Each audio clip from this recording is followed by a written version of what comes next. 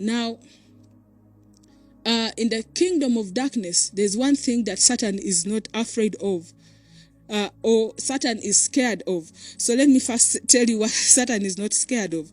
Satan is so much used to being in the presence of God. So many people think that the presence of God scares Satan, but there are many places where you see Satan like interacting with God.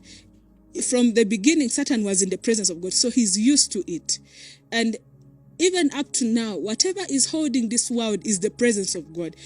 Is God, we are God's creation. Everything in this world belongs to God. The earth and its fullness belongs to God. So God is holding this earth with his presence.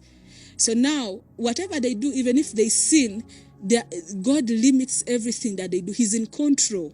He knows. He's the Alpha, Omega, beginning and the end. So he knows everything. That's why God is not bothered. He's not moved. He knows everything. He's in control. So now, what happens here is Satan is only scared of the glory of God, and that glory of God comes with holiness. So even if you are the best musician in church, and you sing, and people are walking, and people are getting healed, and people are crying, if you're in sin, all you're going to do is to bring the presence, but there is no glory. So now Satan will still be in church, and he'll be comfortable because he's used to being in the presence. The only thing he's afraid of is the glory. That's why the church seems to be powerless today, because people are not so concerned about their personal walk with God. It's just a show of come for choir practice. You're the lead choir leader. You're going to lead in this song. It's programmed, but the person's heart is filthy. And what enables God to work is his kindness. He's a merciful God. He's looking at the innocent people that are coming with pure hearts to seek him, and he will not fail to work because he's in control. He's a good God. He's a kind God. But the day God will show up with his glory, that will be it. That will be judgment.